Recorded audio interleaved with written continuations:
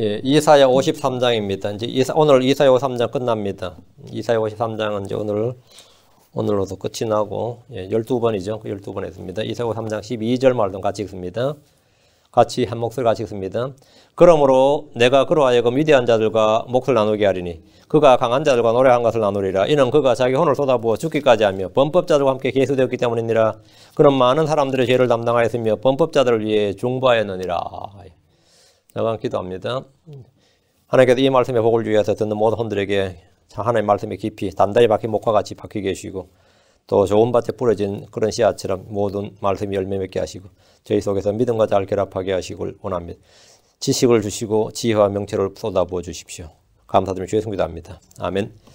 예, 오늘 우리가 공부할 본문은 12절입니다. 예수님은 말씀이 후히되어 이 땅에 사람으로 오셔서 주의 일을 끝마치셨지만 그분은 누구에게도 위대한 사상가로 기억되지는 않습니다.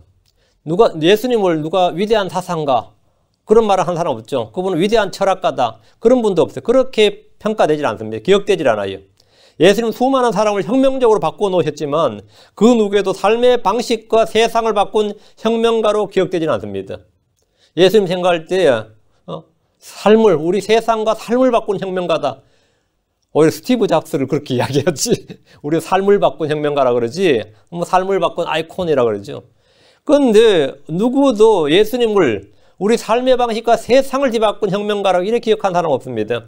주 예수님을 따른 사람은 세상 어떤 신들이나 종교 창시자보다 많지만 그분은 어느 누구에게도 위대한 종교가 성인으로 기억되지 않습니다. 주 예수님은 영웅이나 장군이나 군주가 아닙니다. 세상이 기억하는 예수님이라는 이름에서 가장 먼저 떠오른 것은 십자가와 피, 죽음입니다.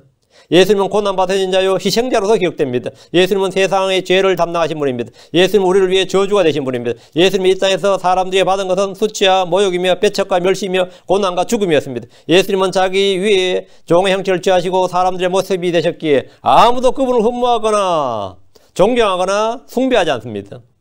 예수님은 병자들의 병을 고쳐주셨고 죄인들의 죄를 사면해 주셨지만 어떤 사람들의 잠재력을 끌어올려 주시거나 자존감을 드높여 주시지 않으셨습니다. 예수님은 사람들에게 죄와 불법을 알게 해주셨고 회개가 필요한 죄인이요 구원받아야 할 존재임을 알게 해주셨습니다.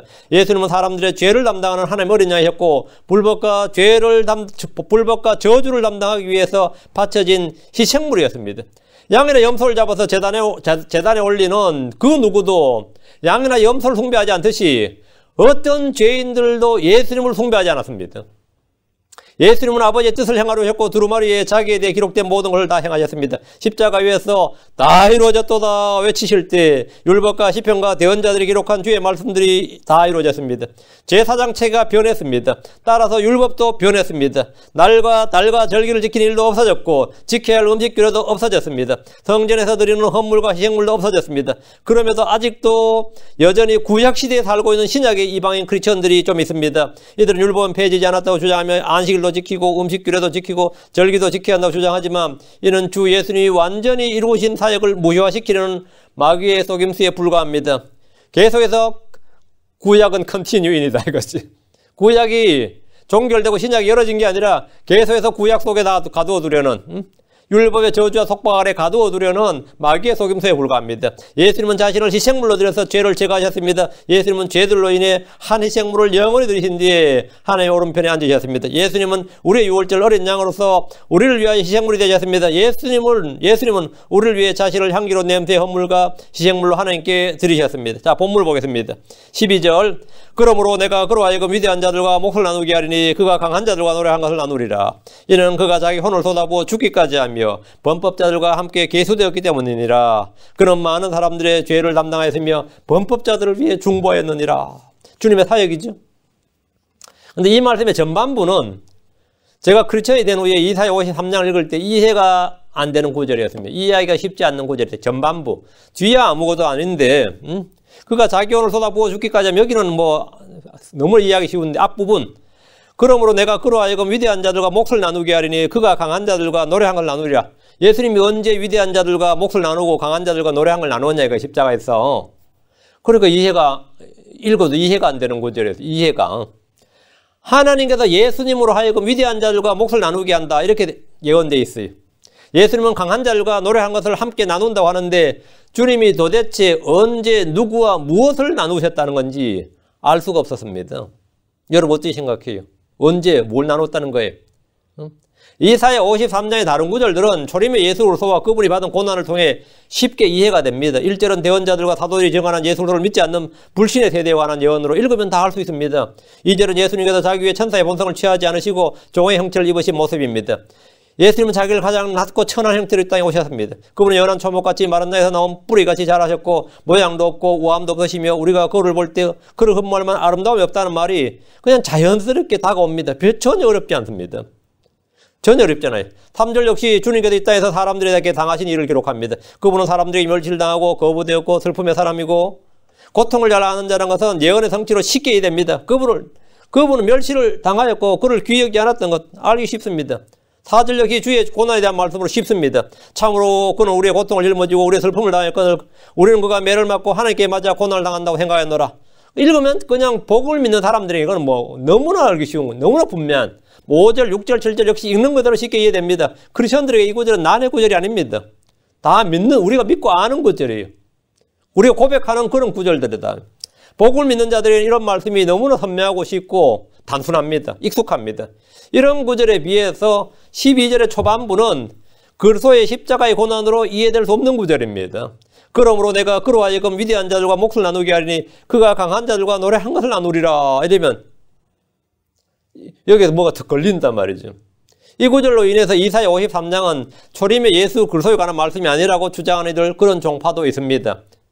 10절 말씀 후반부와 12절 말씀 초반부는 십자가의 고난이 아니라 십자가의 고난, 죽으심 이후의 일로서 부활에 관한 말씀입니다. 10절 후반부를 보면 그가 자기 씨를 보고 자기 날들을 길게 하며 또 주의 기뻐하시는 일이 그의 손에서 번영하려다. 이건 십자가가 아니라 십자가 이후의 일이죠. 여기서 자기 날들을 길게 하며라는 말씀은 주 예수님께서 십자가에서 죽으셨지만 부활하심으로써 다시는 죽지 아니하심을 입으셨고 영원히 사시고 영원히 사신다. 자기 날들을 길게 했다. 이 말 문자 그대로. 그렇죠? 예수님 십자가에 죽으셨지만 부활하심으로 다시는 죽지 아니하시고 사망이 다시는 그분을 지배하지 못합니다. 로마서 6장 9절에 그리스도께서 죽은 자들로부터 일으켜지셨으므로 다시는 죽지 아니하시고 사망이 다시는 그분을 지배하지 못하는 줄 우리가 아노라. 그분의 날들을 길게 한단 말이에요. 예수님께서 자기 날들을 길게 하셨다는 것은 그분이 부활하심으로 다시는 죽지 아니하신다는 말씀입니다. 디모데전서 1장 17절에 이제 영원하신 왕고 죽지 아니하시고 보이지 아니하시고 홀로 지으신 하나님께 존귀와 영광이 영원 뭉토록 있기를 원하노라. 아멘. 예수님은 생명의 통치자로서 죽음을 통해 사망을 피하시고 복음을 통해 생명과 죽지 아니함을 밝히 드러내셨습니다. 디모데후서 1장 10절에 이제 우리의 구원자 예수 그리스도의 나타나심으로 분명히 드러났으니 그분께서는 사망을 피하시고 복음을 통해 생명과 죽지 아니함을 밝히 드러내셨으니 자기 몸을 통해 직접 입증하신 거죠. 자기가 죽었다가 부활하셔서 뭐라고 죽지 아니함과 복음을 통해 생명과 죽지 아니함을 밝히 드러내셨느니라. 이 말씀대로 주님께서는 죽으셨지만 자기 날들을 길게 하셨습니다. 주의 기뻐하신 일이 그의 손에서 번영하려다. 이 말씀대로 주의 기뻐하신 일이란 죄인들을 구원한 일입니다. 하늘에서 주의 뜻이 이루어지는 것 같이 이 땅에서 주의 뜻이 이루어지는 것.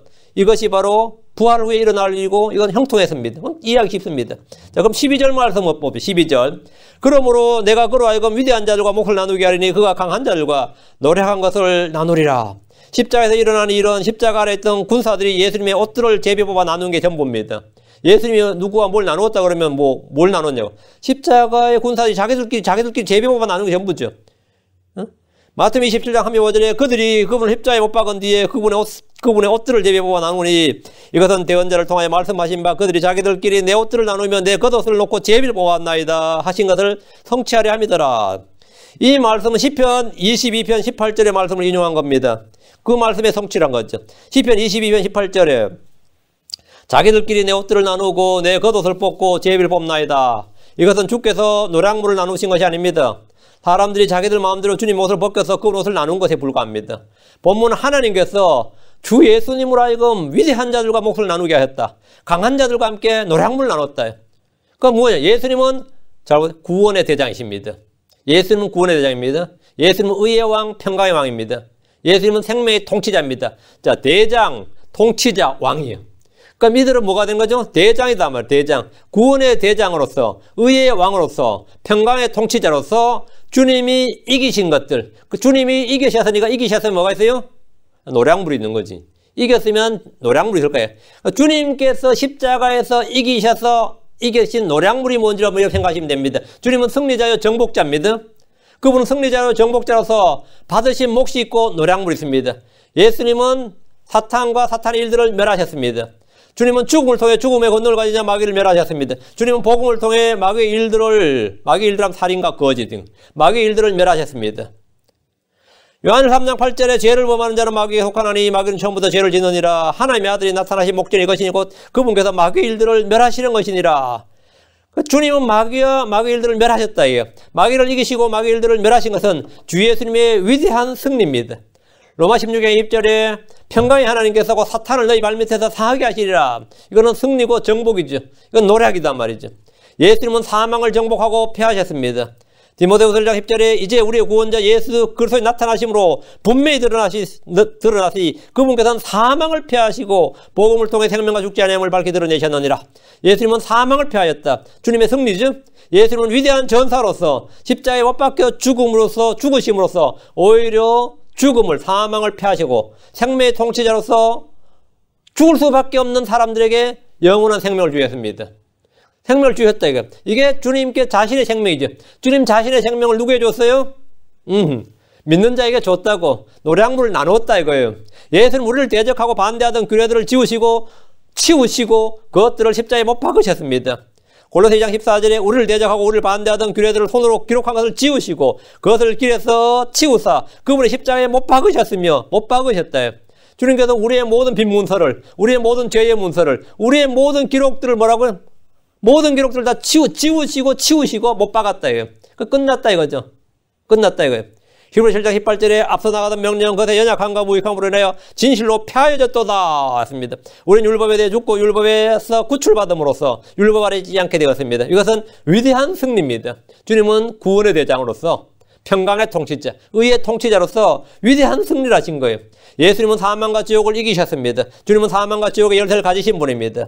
마태복음 16장 18절에 또 내가 내게 이르노니 너는 베드로라 이 반석 위에 내가 내 교회를 세우리니 지옥의 문들이 그것을 이기지 못하리라 이렇게 말씀하심으로써 지옥을 이기셨음을 주님께서 입증하셨고 주님은 지옥을 마음대로 왔다 갔다 하실 수 있는 겁니다. 지옥에서 나오실 때 주님께서는 자신이 그 열쇠를 가지고 있기 때문에 지옥에서 나오는 게 아무런 문제가 없었습니다. 사망에서 일으키는 것도 사망과 지옥의 열쇠를 주님이 가지고 계시기 때문에 사망에서 일어나신 것이나 지옥에서 나오는 것이나 주님께는 아무런 문제가 없었습니다. 주님은 사망과 지옥을 이겼습니다. 예수님은 육신의 정욕, 육신을 이기셨습니다. 갈라디아 5장 24절에 그 속에 속한 사람들은 애착들과 정욕들과 함께 육신을 십자가에 못 박았느니라. 이것은 죽음을 통한 승리입니다. 죽음을 통한 승리입니다. 여섯째, 예수님은 세상을 이기셨습니다. 요한복음 16장 33절에 너희에게 이 일들을 말한 것은 너희가 내 안에서 평안을 누리게 하려 함이니라. 세상에서 너희가 환난을 당할 터이나 기운을 내라 내가 세상을 이겼노라 하시니라. 내가 세상을 이겼노라. 주님은 세상을 십자가에 못 박으셨습니다. 세상을 이기셨어요. 그리고 자신의 평안을 우리에게 주셨습니다. 그렇죠? 주님은 사망을 이기시고 생명을 우리에게 주셨습니다. 주님은 죄를 못 박으시고 의를 우리에게 주셨습니다. 주님은 사망을 정복하고 패하셨어요. 사탄과 사탄의 일들을 멸하시고 하나님의 왕국을 우리 속에 주셨고 어둠의 왕국에서 빛의 왕국을 옮기시고 그것을 우리에게 주셨어요. 노량물을 나눈다 이거예요. 나눈다. 주님은 죄와 사망의 법을 이기셨습니다. 주님은 죄의 법, 죄의 쏘는 것, 죄의 결과, 죄의 싹, 죄의 권능, 죄의 속임수, 죄의 쾌락 등 죄에 관련된 모든 걸 다 이기셨습니다. 주님은 시험을 받으셨지만 죄를 짓지 않으셨습니다. 우리와 같이 연약함의 감정을 몸소 느끼셨고 연약함에 쌓여 있었지만 그분은 죄가 없으셨습니다. 그분은 언제나 죄를 이기셨습니다. 그리고 우리를 죄와 사망의 법에서 해방해 주셨습니다. 로마서 8장 2절에 이는 그래서 예수님 안에 있는 생명의 성령의 법이 죄와 사망의 법에서 나를 해방시켰기 때문이니라. 해방시켰다. 주님께서 승리자니까 해방이 뭐가 되는 거죠? 예, 해방님, 자유. 그 해방, 자유 이것은 뭡니까? 노량물이에요. 승리자가 누리는 쟁취, 노량물이 뭡니까? 그건 자유죠. 그게 해방이란 말이죠. 그럼 구원의 대장이신 예수님께서 얻으신 노량물이 뭡니까? 주님께서 우리들과 나누신 게 뭐냐고. 주 예수님은 혼들을 얻으셨습니다. 주 예수님은 하늘과 땅의 모든 권능을 얻으셨습니다. 세상 왕국, 사탄이 예수님에게 세상 왕국을 주겠다고 제안했지만 주님은 건 이런 제안에 거절하셨고 십자가를 통해서 이기시고 그것을 뭐라고 노력하신 거예요. 사탄의 권세와 사탄의 그걸 노력하시고 주님은 공짜로 얻지 않았습니다. 노력하셨습니다. 승리자로서, 구원의 대장으로서, 위대한 전사로서, 왕으로서, 의의 왕으로서, 평강의 통치자로서 주님은 그것들을 노력하시고 승리하고 이기셨어요. 주님께서 죄인들에게 어떻게 의를 줍니까? 이기셨으니까 주는 거예요. 주님께서 우리에게 어떻게 평강을 줍니까? 주님이 어떻게 우리에게 세상을 거절할 힘을 줍니까? 이기셨으니까 주는 거죠. 이기셨어요. 그래 평강이든 의든 생명이든 영원한 생명이든 우리가 하나님 왕국은 전부 다 주님께서 이기셔서 우리에게 주신 겁니다. 값없이 주셨어요. 마태복음 28장 18절에 예수님께서 그들에게 오셔서 말씀하여 이르시되 하늘과 땅에 있는 모든 권능이 내게 주어졌느니라. 하늘과 땅에 있는 모든 권능이 내게 주어졌느니라. 자, 주님께서 십자가에서 죽으셨어요. 그건 패배가 아니었습니다. 승리였습니다. 부활을 통해서 그것은 확증이 됐습니다. 그러니까 하늘과 땅에 있는 모든 권능이 예수님에게 주어졌습니다. 주께서는 세상의 상속자로서 아버지로부터 모든 것을 다 얻으셨고 소유하셨습니다. 주 예수님은 영광을 얻으셨습니다. 주님은 온 땅과 땅의 모든 민족들을 자기 소유로 얻으셨습니다. 시편 2편 8절에 내게 구하라 그리하면 내가 이 교도들을 내게 상속물로 주고 땅의 맨 끝 지역들을 내게 소유물로 주리라. 그 주님께서 이걸 얻으셨어요. 이건 주님의 노량물입니다. 주님의 소유물 노량물이에요. 주님 아버지로부터 얻은 상속물, 영광, 유업을 믿는 자들과 함께 나누시기를 원하십니다. 주님은 믿는 자들에게 구원을 주실 뿐 아니라 상속의 보상과 영광을 나누어 주십니다. 승리는 주님이 하였지만 노량물은 믿는 자들과 함께 나누시겠다는 겁니다. 이 구절은 십자가의 승리를 통해 얻는 상속에 관한 겁니다. 12절 초반부는 뭐라고요? 십자가의 승리를 통해 얻은 상속에 관한 거이다. 주님께서 이 노량물을 나누겠다는 거예요.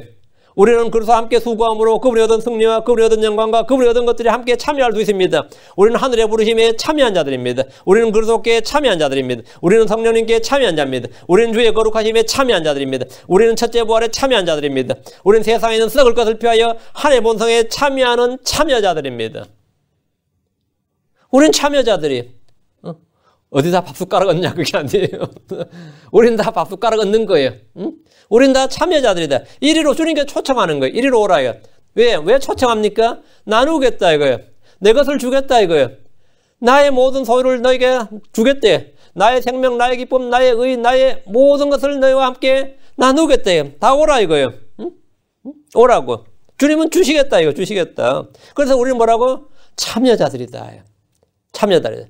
여기서 중요한 것이 있습니다. 우리는 앞으로 나타날 영광에 참여할 자들이란 겁니다.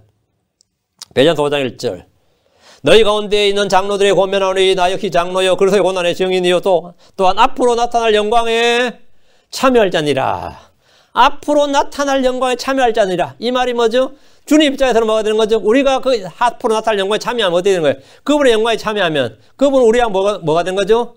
나누신 거죠. 우리가 참여하는 순간에 나누어지는 거예요. 나누어지는 거예요. 응? 나누어지는 거예요. 주님은 나누시겠다 이거예요. 이 말씀이 바로 몫을 나눈다, 노래한 것을 나눈다는 정확한 의미입니다. 요한 3장 2절, 요한 1서 3장 2절에 사랑하는 자들아 이제 우리는 하나님의 아들들이니라. 우리가 앞으로 어떻게 될지는 아직 나타나지 아니하였으되 그분께서 나타나시면 우리가 그분과 같게 될 줄 아노니 이는 우리가 그분을 그분께서 계신 그대로 볼 것이기 때문이라. 그분께서 나타나시면 우리가 그분과 같게 될 줄 아노니 우리는 그분과 같게 될 줄 안다. 응? 같게 된다. 우리는 아직 그분과 같게 되지 않았습니다. 현재 우리는 크리스천이긴 하지만 그분과 같게 되지 않았어요. 지금 우리는 그를 통해서 강하게 될 수 있고 믿음으로 이기는 자고 그분을 통해 승리를 얻고 정복자들보다 더 나은 자들이지만 영적인 부분에서만 그렇습니다. 우리는 질그리시고 약한 자들입니다. 자 12절입니다. 12절 다시 보세요. 그러므로 내가 그로 하여금 위대한 자들과 몫을 나누게 하리니 그가 강한 자들과 노래한 것을 나누리라. 이 말씀은 주께서 믿는 자들에 주신 위대한 약속입니다. 믿는 자들은 위대한 약속이에요. 근데 여기서 위대한 자들, 강한 자들이 나오죠. 이 땅에서 성도들은 약합니다. 이 땅에서 성도들은 작은 자들입니다. 근데 주님은 위대한 자들과 몫을 나누고 강한 자들과 노래한 것을 나누겠다고 하십니다. 우리는 지금 영적으로 강건해질 수 있고 자기를 낮춤으로 높아질 수 있고 겸손함으로 큰 자가 될 수 있지만 본문의 핵심은 성도들의 부활 때를 이거 부활 때, 천년왕국 때를 말합니다. 주님은 자신의 통치권을 나누셔서 우리를 왕들로 삼으시는 겁니다. 주님은 영원한 제사장인데 우리를 제사장으로 삼으시는 거죠. 그래서 자기를 나눈다 이거예요. 그때 우리가 뭐가 되는 거죠? 위대한 자들, 강한 자들이다.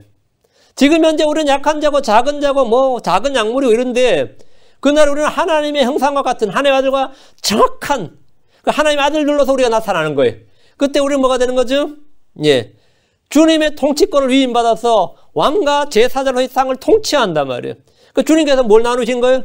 자신의 영광과 통치권을 나누시는 거예요. 본래 권력이라는 게 말이죠. 나눌 수 있는 게 아닙니다. 근데 주님께서 다스릴 권세를 준다잖아요. 나눈다고. 나눈다고. 자, 지금 우리는 연약하고 천함을 입고 죄와 사망 가운데 놓여 있는 상태지만 그날은 예수 그리스도의 형상과 일치하게 됩니다. 하나님의 아들들로서 이 땅에 드러나는 날, 우리는 위대한 자들, 강한 자들로서 그분의 몫을 나누어 봤습니다. 주께서 자신의 노량물들을 나누어 주십니다. 이 일은 광야에서부터 주께서 자기 백성에게 보여주신 진리입니다. 광야에서 민수기 31장 25절 27절, 민수기 31장 25절 27절, 주께서 모세에게 말씀하여 이르시되 너와 제사장 엘레아살과 회중의 우두머리 아버지들은 빼앗아 탈취한 것, 즉 사람과 짐승의 총수를 조사하고 탈취물 노량물을 다 조사하라고, 총수를 조사하고 그 탈취한 것을 둘로 나누어 전쟁에 나가 싸움을 했던 자들에 주고 또 온 회중에게 주며, 그 싸움했던 사람들에 주고 또 누구한테 주라고요? 반 나눠서 반은 온 회중에게 주라고. 그러니까 주님은 우리에게 자신의 생명을 주시고 믿음을 주시고 평강을 주시고 기쁨을 주시고 아들도 아끼지 않으시고 주신 분입니다. 주님은 무엇이든 우리에게 값없이 주시는 것을 기뻐하시는 분입니다. 로마서 8장 32절에 자신의 아들을 아끼지 않으시고 우리 모두를 위해 그분을 내주신 분께서 어찌 그 아들과 함께 또한 모든 것을 우리에게 값없이 주지 아니하시겠느냐. 주님께서는 자기 아들도 주시고 성령도 주시고 뭐라고요? 그분을 내주신 분께서 어찌 그 아들과 함께 또한 모든 걸 우리에게 값없이 주시는가. 그 아들과 함께 모든 것, 그 아들과 함께 노량물들을, 탈취물들을 뭐라고요? 값없이 주시지 않겠느냐. 하나님의 은혜의 선물들은 물론이고 주께서 얻은 모든 것들을 나누신다. 이거. 주께서 무엇이든 좋은 것을 함께 나누고자 하십니다. 인색함은 육신의 성품입니다. 나눔은 성도들에게 주어진 하나님의 성품입니다. 빼앗는 것은 마귀의 성품입니다. 후하게 값없이 주는 것은 성도들이 받은 하나님의 성품입니다. 데살로니가 교회 성도들은 구원받은 후에 바울과 무엇이든지 나누고자 했습니다. 데살로니가 교회 성도들이 아주 기가 막힌 성도들이었어요. 데살로니가 2장 8절에 우리가 이같이 너희를 다정하게 사모하며 하나님의 복음뿐 아니라 우리 자신의 혼까지도 너희에게 기꺼이 나누어 주고자 하면 너희가 우리에게 소중하였기 때문이라. 그러니까 사도 바울이 데살로니가 이게 교회가 2주밖에 안 있었어요. 여기에 2주. 근데 이 교회가 어떤 교회냐면 다정했다. 다정하게 사모해야 돼. 우리 자신의 혼까지도 복음만 줄 게 아니라 우리 자신의 혼까지도 너희에게 기꺼이 나누어 주고자 했다 이거예요. 다들이. 이것이 바로 하나님의 성품이 변화된 증거죠.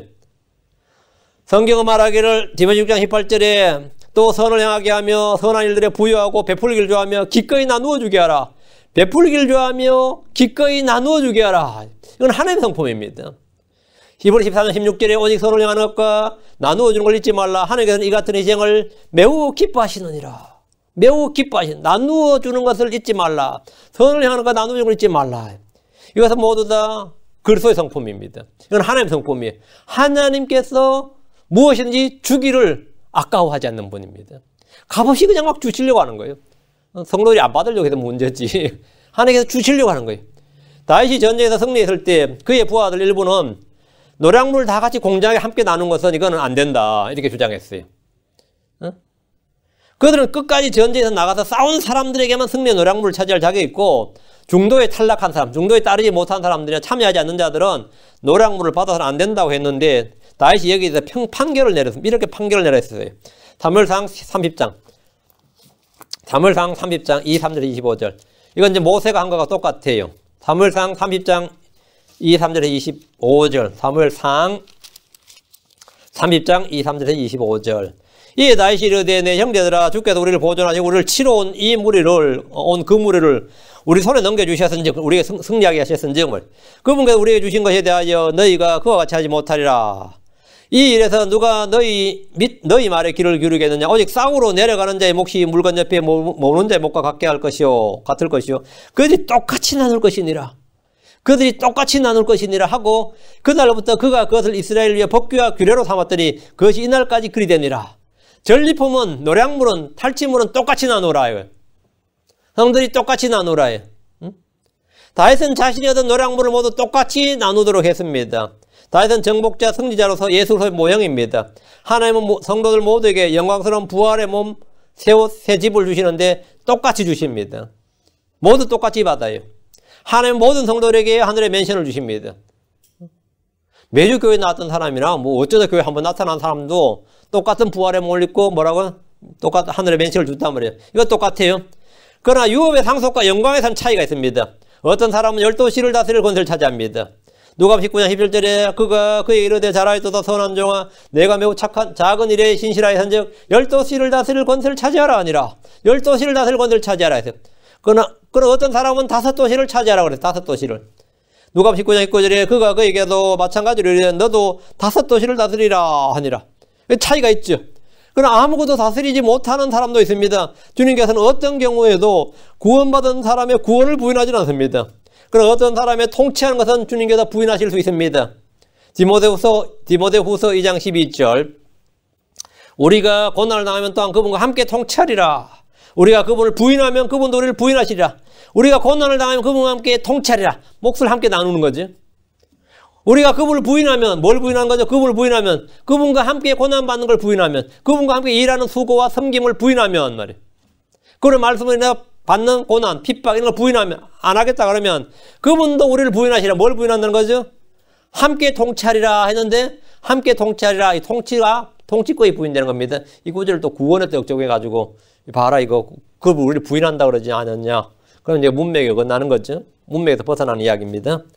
노량물은 구원받은 모든 사람이 똑같이 나누어 주신 거 있고 차이를 둬서 다른 것이 있습니다.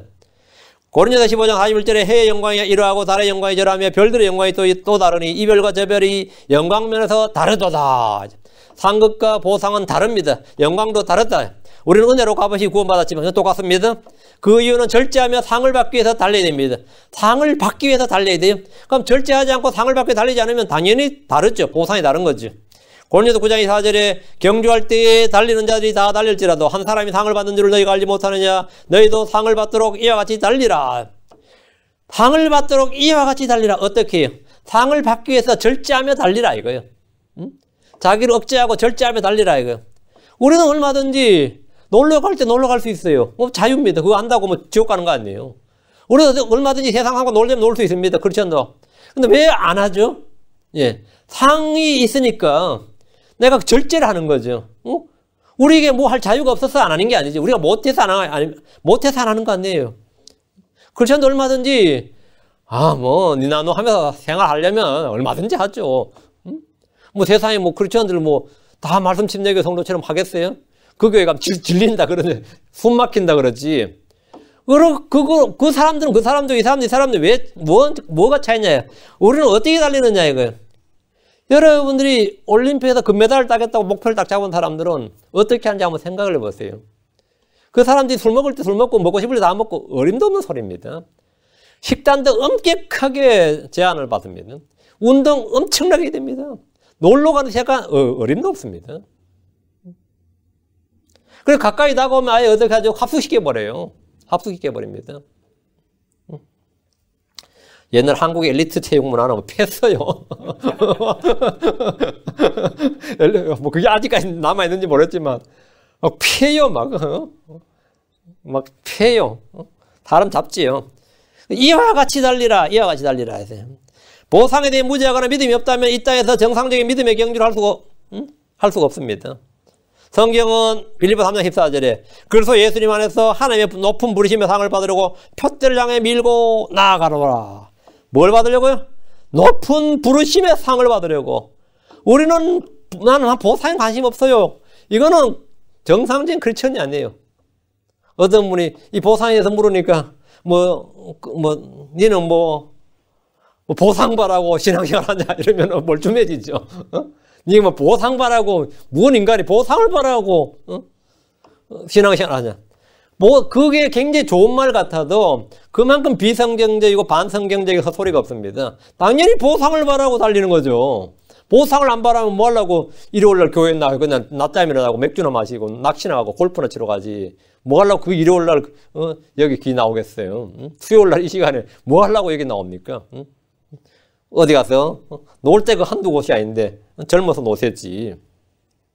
늙으면요 어디 여행 다니는 것도 몸이 힘들어 못 다닙니다. 돈이 없어 못 다니는 사람도 있지만 몸이 힘들어 못 다니는 사람도 들어갑니다. 체력이 안 되면 못 다녀요. 효도 관광, 아이고, 젊을 때 좀 보내주지 싶어요. 늙어가지고 효도 관광 해봐세요. 몸이 힘든데 무슨 놈이 효도 관광이에요. 효도 관광은. 응? 다 쓸데없는 짓이에요. 몸이 힘들어 안 돼요. 주님, 우리는 무엇 때문에 절제하고 무엇 때문에 달리느냐 이거예요. 부르심에 상을 받으려고 달린다 이거예요. 상을 받으러. 너희도 상을 받도록 이와 같이 달리라. 상을 받도록 이와 같이 달리라. 상을 받도록. 보상은 자기의 수고에 따라 받는 겁니다. 고린도전 3장 8절에 이제 힘든 자 물 주는 자는 하나이며 저마다 자기의 수고에 따라 자기의 보상을 받으리라. 뭐에 따라요? 자기의 수고에 따라, 자기의 수고에 따라. 수고하는 자는 자기의 보상을 받는 거예요. 보상은 각 사람의 행위에 따라 주어지는 겁니다. 계시록 20장 12절에 보라 내가 속히 오리니 내가 줄 보상이 내게 있어 각 사람에게 그의 행위에 따라 주리라. 각 사람에게 그의 행위에 따라 주리라. 하나님은 예수님을 하여금 몫을 나누게 하실 때 예수님은 너라한 것을 나누시는데 나누의 원칙과 기준이 바로 우리의 수고와 섬김과 희생과 절제, 행위에 따라서 준다 이거예요. 행위에 따라서 준다 이거예요. 그분과 함께 고난에 참여한 자들이나 그분의 이름을 위해 수고한 자들이나 섬긴 자들에 대해서 결코 주님은 보상을 잊지 않으십니다. 믿음의 선한 행위를 지속해야 됩니다. 사랑의 수고를 감당해야 됩니다. 도마 인내를 갖고 주의 오심을 삼하고 기다려야 됩니다. 그래서 이름으로 인해 받는 고난이 있다면 기뻐야 됩니다. 하늘에서 보상이 큽니다. 말씀의 씨앗을 뿌리고 혼들을 얻도록 하십시오. 하나님 그런 모든 사람들과 자신의 몫을 나누시고 노량물을 나누십니다. 이것을 유업의 상속 보상이라고 합니다. 유업의 상속 보상이라고 합니다. 다시 12절입니다. 이는 그가 자기 혼을 쏟아부어 죽기까지 하며 범법자들과 함께 계수되었기 때문이라. 계수되었기 때문이라. 그는 많은 사람들의 죄를 담당하였으며 범법자들을 위해 중보하였느니라. 다시 십자가 사건 돌아옵니다. 이 지금 전반부가 어디까지 왔어요? 전반부가 그리스도의 상속 보상을 다루었다고.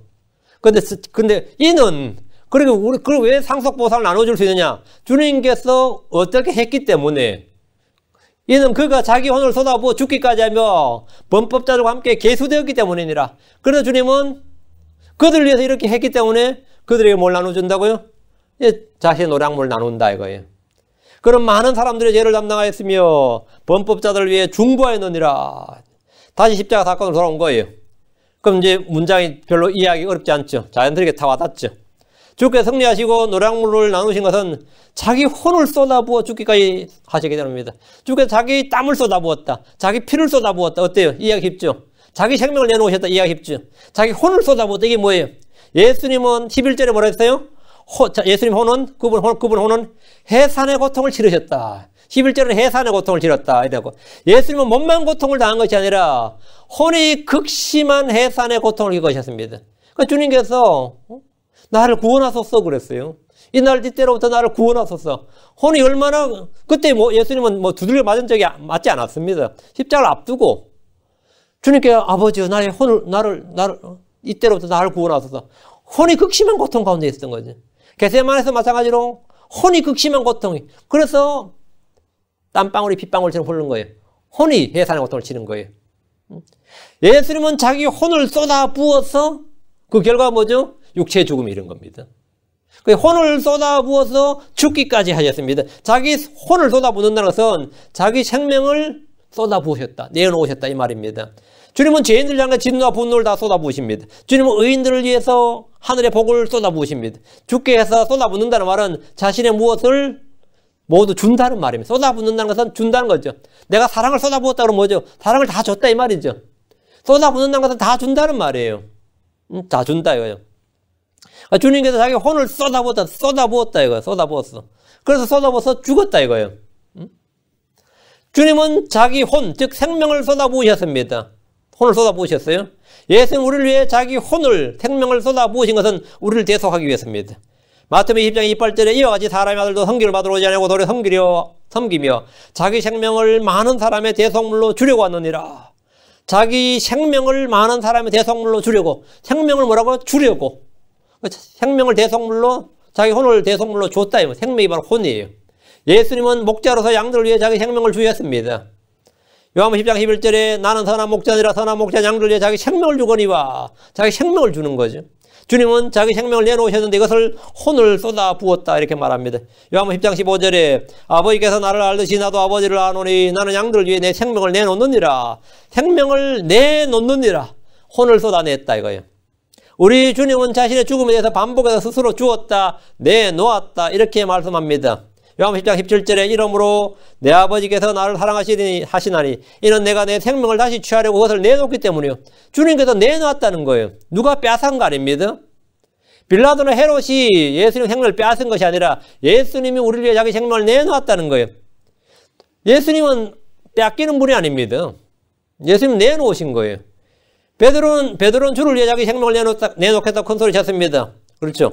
요한복음 14장 31절에 베드로가 그분께 이르되 주여 어째요 내가 지금은 주를 따라갈 수 없나이까 내가 주를 위해 내 생명을 내놓겠나이다. 예수님이 죽으면 예수님이 생명을 내놓으면 나도 생명 내놓겠다. 내가 주를 위해 내 생명을 내놓겠나이다 이랬습니다. 그러나 막상 죽음의 위기가 닥치자 그 말은 무효가 되고 말았습니다. 그는 자기 생명을 위해 주를 부인하고 저주까지 했습니다. 사람들은 저마다 누군가를 위해서 자기 생명을 내놓을 것 같지만 실제로 그렇게 할 수 있는 사람은 거의 없습니다. 주님은 베드로가 자기 생명을 내놓겠다는 말에 감동하지 않으셨습니다. 말이라도 그렇게 해주니 고맙다. 뭐 말이라도 고맙다. 이렇게 하지 않으셨습니다. 그럼 우리의 연약함과 무익함을 잘 아셨습니다. 기대조차 하지 않으셨습니다. 여러분이 뭐 새벽 기도나 무슨 기도할 때 내가 이제 남은 생은 주를 위해 바치겠습니다. 나는 주를 위해 내 생명을 내놓겠습니다. 주님이 아이고 감동이다. 그래 그럴 것 같아요. 한번 시험해 보자 그러지. 진짜인가 한번 시험해 보자 그러죠. 그분 우리의 연약한 무익함을 너무나 잘 아십니다. 참 뭐 크리스찬 치고 첫사랑에 있는 사람 치고 자기 생명 주는 게 바치겠다고 안 해본 사람 잘 없을 거야. 뭐 골백 번은 돼 있을 거야. 내 생명 내놓겠습니다 하고 뭐 그러면 또 뭐 취소입니다 하고 내 생명 또 내놓겠습니다 하고 또 취소입니다. 뭐 그거는 뭐 수시로 일이에요.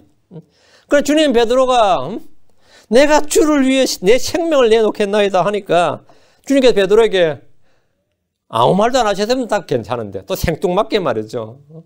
베드로 참 섭섭하게 내가 나를 위해 내 생명을 내놓겠느냐? 진실로 진실로 내가 내게 이르노니 토탁이 울기 전에 내가 3번 나를 부인하리라. 이런 기도 응답 오늘 안 받으니 다행이지. 내가 간절히 기도하는데 이런 말 들으면 얼마나 섬뜩하겠어요. 내가 주를 위해 이렇게 하겠습니다. 저렇게 하겠습니다. 할 때 과연 그러하겠느냐? 주님께서 그렇게 말씀하시면 예수님 말씀하셨어요. 요한복음 15장 13절에 아무에도 자기의 친구들 위해 자기 생명을 내놓는 것 이것보다 더 큰 사랑은 없나니 했습니다. 예수님은 자기 제자들을 사랑하셨습니다. 양들을 사랑하셨습니다. 죄인들을 사랑하셨습니다. 주님은 죽기까지 이 세상을 사랑하셨습니다. 그래서 자기 혼을 쏟아부어서 죽기까지 하셨습니다. 그냥 열정을 쏟아부었다는 정도가 아니라 땀과 피를 쏟아부었다는 정도가 아니라 자기 혼을 쏟아부어 죽기까지 쏟아부으셨다 이거예요. 조금 남기시지 않고 죽기까지 쏟아부으셨대요. 예수님은 십자가에 못 박혀 죽었지만 사실은 4개의 못이 그분을 죽인 것이 아닙니다. 그분을 죽게 한 것은 빌라도나 헤롯이나 대제사장이나 유대인들처럼 보이지만 사실은 주님께서 범법자들, 그 자기들을 못 박는 그들을 위해서 스스로 자기 혼을 쏟아부어서 죽기까지 하셨던 겁니다. 예수를 죽게 한 것은 우리를 향한 그분의 사랑이었습니다. 예수님이 죽으신 것은 하나님의 뜻이었고 그분에 대한 순종이었습니다. 우리를 향한 하나님의 사랑, 주 예수님께서 죽으신 것은 자원해서 스스로 자신의 생명을 내놓으신 겁니다. 예수님이 죽으심을 통해서 우리를 향한 하나님의 사랑을 선포하셨고 드러내셨고 확증하셨습니다. 로마서 5장 6절에 8절 우리가 아직 힘이 없을 때에 그리스도께서 정하신 때가 되어 경건치 아니한 자들을 위해 죽으셨느니라. 의로운 사람을 위해 죽으려는 자가 꺼졌고 선한 사람을 위해 감히 죽고자 하는 자가 혹있거니와 우리가 아직 죄인이었을 때에 그리스도께서 우리를 위해 죽으심으로 하나님께서 우리를 향한 자신의 사랑을 당당히 제시하시느니라. 죽으심으로 우리를 위해 죽으심으로 우리를 향한 하나님의 사랑을 당당히 제시하시느니라. 달리는 제시할 방법이 없어요. 우리를 향한 하나님의 사랑을 제시할 방법이 없어요. 주님께서는 우리를 향한 하나님의 사랑을 어떻게 나타내셨느냐, 어떻게 확증하셨느냐에 죽으심으로 했어요. 자기 혼을 쏟아부어 죽기까지. 사람은 죽으면 모두 끝나지만 주님은 죽으심을 통해 우리를 위해 더 많은 일, 더 큰 일을 하셨습니다. 예수님은 죽음을 통해 더 많은 열매를 맺으셨습니다. 예수님은 죽음을 통해 승리하셨습니다. 예수님은 마음과 성품과 힘을 다해 우리를 사랑하셨습니다. 우리에게 마음과 성부와 힘을 다해 혼을 다해 주 하나를 사랑하라 그랬죠. 사실은 주님께서 우리를 위해서 마음과 성부와 힘을 다해서 사랑하셨습니다. 예수님은 제자들이 자신을 부인하고 배반할 때도 끝까지 사랑하셨습니다. 예수님은 우리를 위해 죽으심을 우리를 향한 자신의 사랑을 제시하셨습니다. 예수님은 죽음을 통해 우리에게 자신의 생명이 드러나게 하였습니다. 자신의 죽음을 통해서 자신의 생명이 우리에게 드러나게 하였다고. 예수님은 자신의 죽음을 통해 율법 아래 있던 범법들을 구속하시고 불심을 받은 자들이 영원한 상속욕을 받게 하였습니다. 예수님은 자신의 생명을 내놓으심으로 우리가 그분의 사랑을 깨닫게 하셨고 우리 역시 형제들을 위해 그런 사랑을 하도록 하셨습니다. 다시 12절입니다. 다시 이사야 3장 12절. 이는 그가 자기 혼을 쏟아부어 죽기까지 하며 범법자들과 함께 계수되었기 때문이니라. 그는 많은 사람들의 죄를 담당하였으며 범법자들을 위해 중보하였느니라. 주님은 죽으실 때 범법자들과 함께 계수되었습니다. 그날 십자가에 못 박힌 죄수가 셋이라고 하면 예수님이 그 셋 중에 하나로 취급되었습니다. 그렇게 카운트가 됐다. 계수되었다. 오늘 죄수 몇 명 채용하지? 3명 이렇게. 죄수 2명, 1명 죄수 아닌데요. 그러지 않는다. 죄수로 카운트가 된다. 범법자로 계수되었습니다. 예수님은 범법자들 중에 하나로 취급되었습니다. 예수님은 우리를 위해 죄가 되셨고 저주가 되셨기 때문입니다. 그는 많은 사람들의 죄를 담당하였으며 이 말씀은 죄들의 삶을 얻게 하려고 흘린 피와 죽음을 말합니다. 마태복음 26장 28절에 주께서 이것은 죄들의 삶을 얻게 하려고 많은 사람을 위하여 흘린 나의 피 곧 새 상속 언약의 피니라. 주님께서 많은 사람의 죄를 담당하여 했죠. 많은 사람을 위하여 피를 흘렸다. 그래서 어떤 사람들이 many people, 많은 사람이라고 그랬다 이거예요. 뭐 all이 아니고 왜 많은이냐 이거 many냐고. 많은이라고 했기 때문에 모든 사람들이 아니지 않느냐. 많은이지 모든이 아니기 때문에 결국은 제한 속죄설, limited atonement. 응? 제한 속죄가 아니냐. 켈빈주의예요. 그건 헛소리입니다. 그건 전혀 헛소리예요. 여기서 많은 사람은 모든 사람입니다. 주님은 모든 사람을 위해서 죽으셨습니다. 고린도서 5장 14, 15절. 이는 그런 사람이 우리를 관건하기 때문이라. 우리가 이같이 판단하노니 곧 한 사람이 모든 사람을 위하여 죽었으면 이거 나오잖아요. 모든 사람을 위하여 죽었으면 모든 사람이 죽었느니라. 그분께서 누굴 위해 죽었다? 많은 사람, 모든 사람. 그분께서 모든 사람을 위하여 죽으신 것은 살아있는 자들이 이제부터는 자기들을 위하여 살지 않고 오직 자기들을 위하여 죽었다 다시 일어나신 분을 위하여 살게 하랍니다. 분명히 모든 사람 나오죠. 주님은 모든 사람을 위한 대속물로 자신을 주셨습니다. 디모데전서 2장 6절. 그분께서 정하신 때에 증언을 받기 위해 모든 사람을 위한 대속물로 자신을 주셨느니라. 뭐래요? 모든 사람을 위한 대속물로. 많은 사람을 위해, 모든 사람을 위해. 그건 뭐죠? 답은 모든 사람이죠. 예. 주께서 나의 죄를 담당하였다는 사실을 알고 믿는 사람이 구원받은 사람입니다. 주께서 나를 위해 피를 흘리셨고 죽으셨음에도 그것을 믿지 않으면 그는 지옥으로 떨어집니다. 다시 12절입니다. 다시 12절. 그는 범법자들을 위해 중보하였느니라. 주 예수님은 중보자이십니다. 중보자시다. 로마서 8장 34절에 누가 정죄하리요? 죽으신 분은 우리 그리스도시요. 죽으신 분은 그리스도시요. 참으로 다시 일어나신 분도 그러시니 그분께서는 바로 하나님 오른편에 계시며 또한 우리를 위해 중보하시느니라. 그분께서 뭐라고요? 우리를 위해 중보하시느니라. 그분께서 우리를 위해 중보하시느니라. 주님은 하늘에서 우리를 중보하신다. 십자가에서도 우리를 중보하셨고 땅에서도 중보하셨어요. 하늘에서도 지금 우리를 중보하십니다. 항상 중보하시는 분이. 히브리서 7장 25절. 그러므로 그분께서 항상 살아계셔서 그들을 위해 중보하심을 보건대 그분은 또한 자기를 통해 하나님께 나오는 자들을 끝까지 구원하실 수 있느니라. 주님은 뭐 자기를 통해 나오는 자, 예수 그리스도가 길이요 진리요 생명이에요. 예수님을 통해 나온 자는 끝까지 구원하신다. 끝까지 구원하신다. 구원은 중간에 끊어지지 않습니다. 구원은 중간에 어떤 사연으로 끊어지지 않는다. 왜? 주님이 책임진다. 우리가 끝까지가 아니라 주님이 끝까지, 주님이. 그래서 이걸 구원의 영원한 보증, 구원의 영원한 안전, eternal security of salvation. eternal security래. 또 이러면 또 막 반발하는 사람 많아요. 성경이 뭐라고 해도 막 짓거리는 사람도 있어요. 주님이 끝까지 지키신다, 끝까지. 주님이 중보자시라, 중보자. 주님이 이 땅에서 어떤 죄인들을 정죄하거나 심판하지 않으셨습니다. 주님은 나도 너를 정죄하지 않으니 가서 다시는 죄를 짓지 말라 이렇게 말씀하셨습니다. 나도 너를 정죄하지 아니하노니 나도 너를 정죄하지 않으니. 주님은 범법자들을 위해 중보하셨다. 범법자를 정죄한 게 아니라 범법자들의 죄를 자기가 담당하시고 중보하셨다. 십자가 위에서도 그러하셨습니다. 누가복음 23장 34절에 그때 예수님께서 이르시되 아버지여 저들을 용서하여 주옵소서 저들은 자기들이 하는 일을 알지 못하나이다 하더라. 용서하여 주시옵소서. 자기를 좀 욕하고 비난하고 믿지 않고 때리고 죽이고 이런 사람들을 뭐라고요? 용서하여 달라도 용서하여. 주님은 중보자시다예요. 주 예수님의 중보사역은 지금도 계속되고 있다면 지금도 계속되고 있다 이거예요.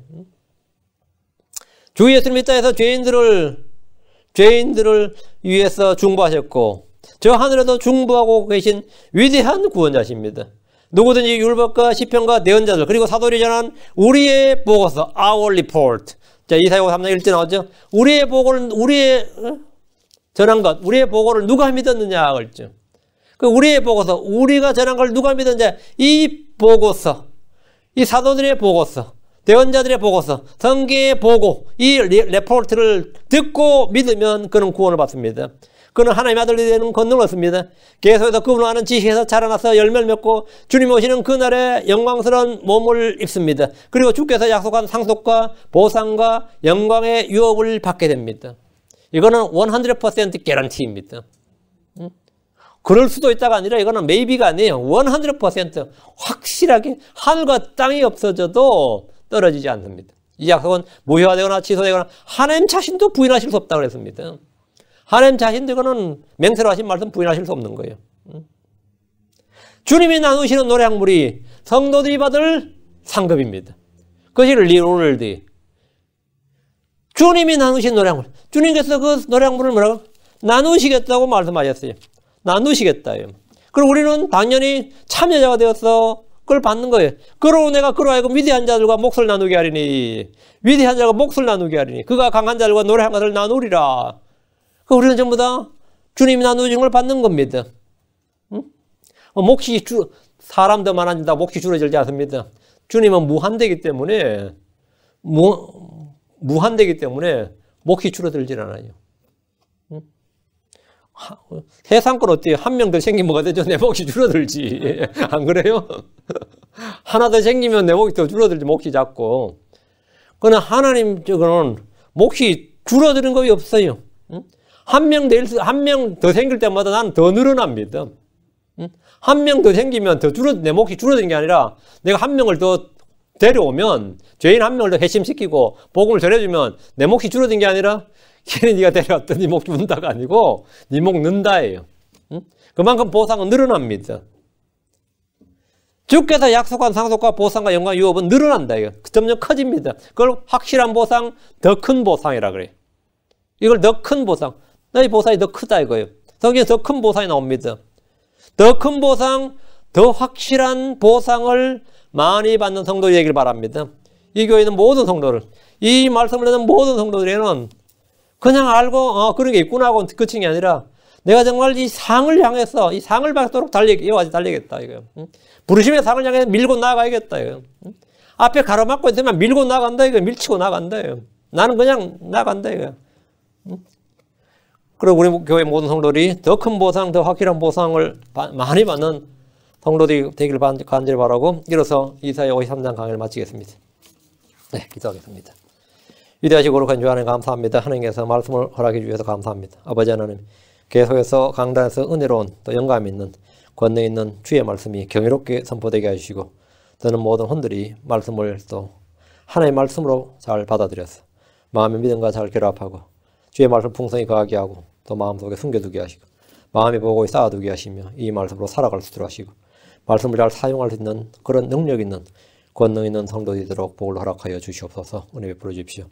저희 말씀 집내의 모든 성도들의 혼에 복을 주시고 아버지 하나님 정말 다른 많은 것들 구할 것들이 많지만 무엇보다 가장 기본적인 것 정말 저희가 하나님께 살아가신 모든 기본적인 것 하나님의 말씀을 전하고 그 말씀을 날마다 읽고 그 말씀을 마음에 쌓아두는 것 그리고 하나님께서 은혜와 강구형을 주셔서 저희가 끊임없이 쉬지 않고 기도하는 것 그리고 아버지는 또 우리 다른 모든 성도를 살펴보고 제가 그들 위해서 함께 기도해주고 또 하나님 오시는 주님께서 다시 오실 그날을 사모하고 기다리는 이런 모든 이 기본적인 영적 생활을 잘 하루하루를 잘 해나갈 수 있도록 도와주시고 무엇보다 주의 기쁨, 주의 평강을 저희 속에 두셔서 저희 땅에서 어떤 것들로 인해서 어떤 외적인 것들로 인해서 상처를 받거나 흔들리거나 쓰러지거나 낙심하거나 뒤로 미끄러지거나 이렇게 또 달려가던 길을 기진하거나 지치지 않도록 은혜 베풀어 주길 간구합니다. 그 속에서 저희 안에 중심에 뿌리처럼 탁 내려 계셔서 어떤 경우에도 제자리로 7번 쓰러질지라도 8번 일어나는 그런 성도를 되도록 도와주시고 사자처럼 담대한 그런 믿음의 용사들이 다 되도록 인도해 주시옵소서. 그래서 주께서 오시는 그날에 자 우리가 선하고 신실한 종들로 평가받도록 해주시고 유업의 상속을 나눌 때 저희가 많은 몫을 더 큰 보상을 얻을 수 있도록 인도해 주시옵소서. 감사드리며 주의 성기도합니다. 아멘. 아멘. 마치겠습니다.